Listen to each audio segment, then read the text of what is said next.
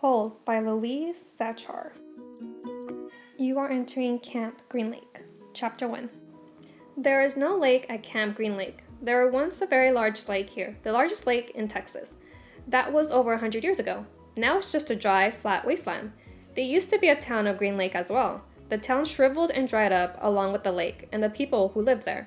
During the summer, the daytime, temperatures hovered around 95 degrees in shade, if you can find any shade. There's not much shade in a big dry lake. The only trees are two old oaks on the eastern edge of the lake. A hammock is stretched between the two trees, and a log cabin stands behind them. The campers are forbidden to lie in the hammock. It belongs to the warden. The warden owns the shade. Out on the lake, rattlesnakes and scorpions find shade under rocks in the holes dug by campers. Here's a good rule to remember about rattlesnakes and scorpions. If you don't bother them, they won't bother you, usually. Being bitten by a scorpion or even a rattlesnake is not the worst thing that could happen to you. You won't die, usually. Sometimes a camper will try to be bitten by a scorpion or even a small rattlesnake. Then he will get to spend a day or two recovering in his tent, instead of having to dig a hole out on the lake. But you don't want to be bitten by a yellow spotted lizard. That's the worst thing that could happen to you. You will die a slow and painful death. Always. If you get bitten by a yellow spotted lizard, you might as well go into the shade of the oak trees and lie in the hammock. There is nothing anyone can do to you anymore. Chapter 2. The reader is probably asking, why would anyone go to Camp Green Lake? Most campers weren't given a choice. Camp Green Lake is a camp for bad boys.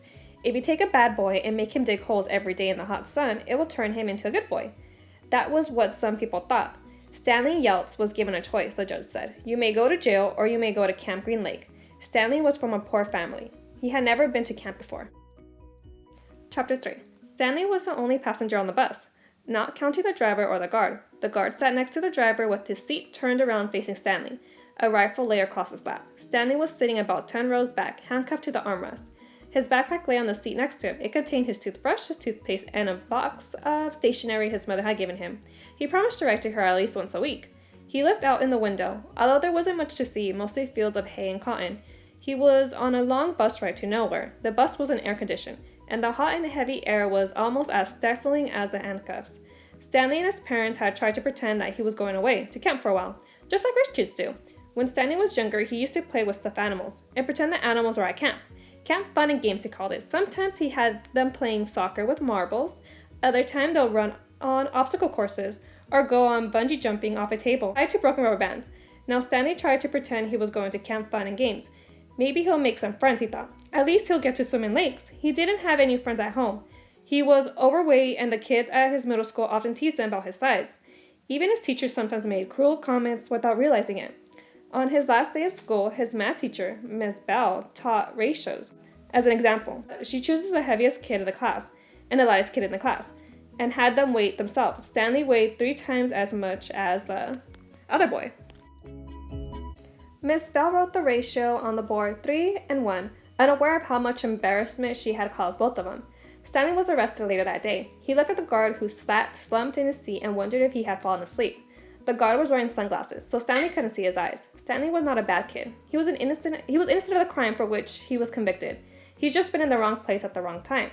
It was all because of his no good, diddy rotten, pig-stealing great-great-grandfather. He smiled. It was a family joke. Whenever anything went wrong, they always blamed Stanley no good, dirty, rotten, pig-stealing great-great-grandfather.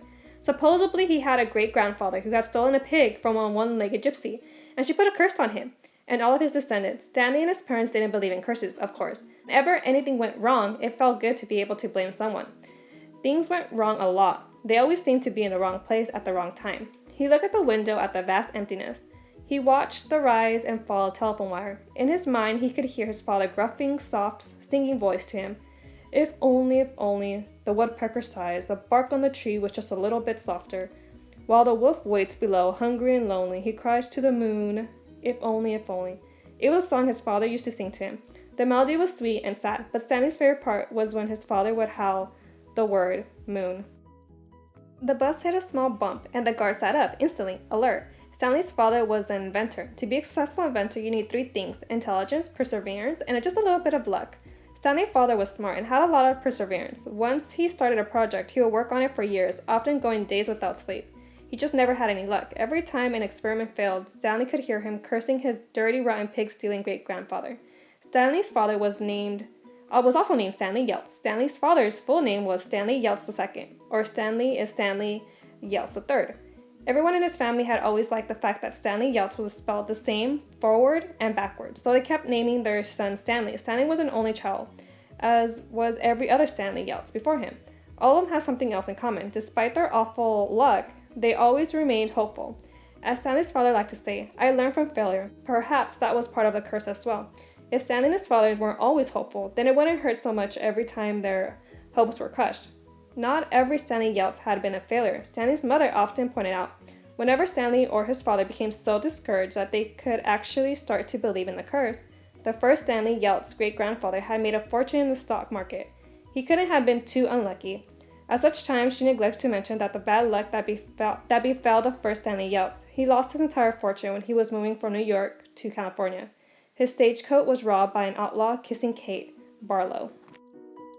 If it weren't for that, Stanley's family would now be living in a mansion on a beach in California. Instead, they were cramped in a tiny apartment that smelled of burning rubber and foot odor. If only, the apartment smelled the way it did because Stanley's father was trying to invent a way to recycle old sneakers. "The first person who finds the use for old sneakers," he said, "will be very rich." It was this latest project that led Stanley's arrest. The bus ride became increasingly bumpy because the road was no longer paved. Actually, Stanley had been impressed when he first found out that his great-grandfather was robbed by kissing Kate Barlow. True, he would have preferred living on the beach in California, but it was still kind of cool to have someone in your family robbed by a famous outlaw.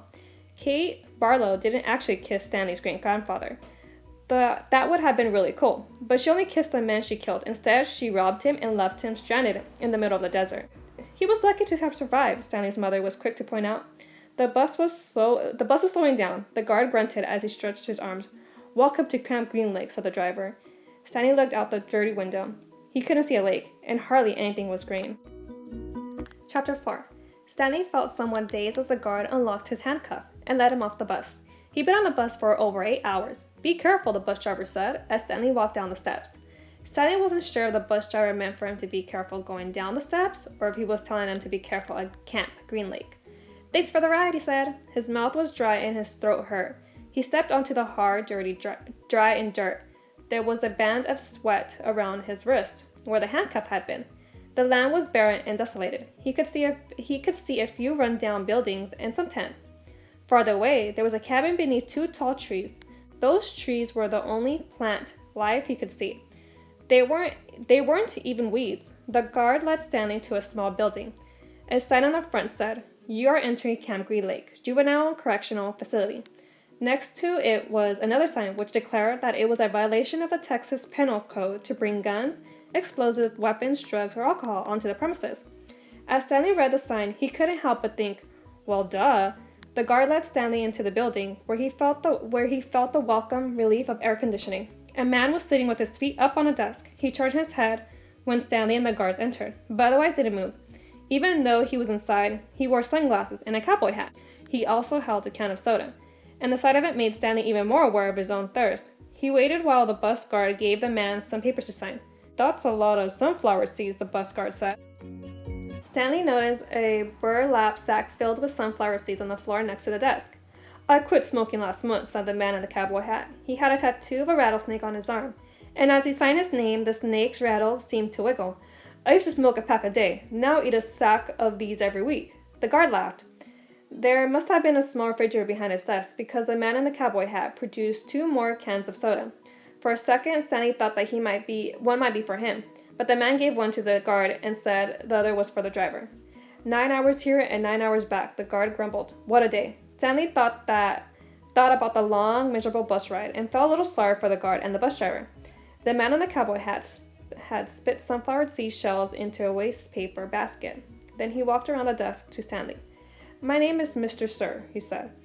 "Whenever you speak to me, you must call me by my name. Is that clear?" Stanley hesitated. Yes, Mr. Sir," he said, although he couldn't imagine that was really the man's name. "You're not in the Girl Scouts anymore," Mr. Sir said. Stanley had to remove his clothes in front of Mr. Sir, who had made sure he wasn't hiding anything. He was then given 2 sets of clothes and a towel. Each set consisted of a long-sleeve orange jumpsuit and an orange t-shirt and yellow socks. Stanley wasn't sure if the socks had been yellow originally. He was given white sneakers, an orange cape, and a canteen made of heavy plastic, which unfortunately was empty. The cap had a piece of cloth sewed on the back of it for neck protection. Stanley got dressed. The clothes smelled like soap. Mr. Sir told him he should wear one set to work and one set for relaxation. Laundry was done every 3 days. On that day, his work clothes would be washed. Then the other set would be his work clothes, and he would get clean clothes to wear while resting. You are to dig 1 hole each day, including Saturday and Sundays. Each hole must be 5 feet deep and 5 feet across in every direction. Your shovel is your measuring stick. Breakfast is served at 4:30. Stanley must have looked surprised because Mr. Sir went on to explain that they started early to avoid the hottest part of the day. No one is going to babysit you, he added. The longer it takes you to dig, the longer you'll be out in the sun. If you dig up anything interesting, you are to report it to me or any other counselors. When you finish, the rest of the day is yours. Stanley nodded to show he understood. This isn't a Girl Scout camp, said Mr. Sir. He checked Stanley's backpack and allowed him to keep it. Then he led Stanley outside into the blazing heat. Take a good look around you, Mr. Sir said. What do you see? Stanley looked out across the vast wasteland. The air seemed thick with heat and dirt. Not much. Then he hesitantly added, Mr. Sir. Mr. Sir laughed. You see any guards tower? No. How about an electric fence? No, Mr. Sir. There's no fence at all, is there? No, Mr. Sir. You want to run away? Mr. Sir asked. Stanley looked back at him, unsure what he meant. If you want to run away, go ahead. Start running. I'm not going to stop you. Stanley didn't know what kind of game Mr. Sir was playing. I see you're looking at my gun. Don't worry, I'm not going to shoot you. He tapped his holster. This is for the yellow-spotted lizards. I wouldn't waste a bullet on you. I'm not going to run away, Stanley said. Good thinking, said Mr. Sir. Nobody runs away from here. We don't need a fence. Know why? Because we got the only water for 100 miles. You want to run away? You'll be a buzz food in 3 days. Stanley could see some kids dressed in orange and carrying shovels dragging themselves towards the tent. You thirsty? Asked Mr. Sir. Yes, Mr. Sir. Yes, Mr. Sir, Stanley said gratefully. Well, you better get used to it. You're going to be thirsty for the next 18 months.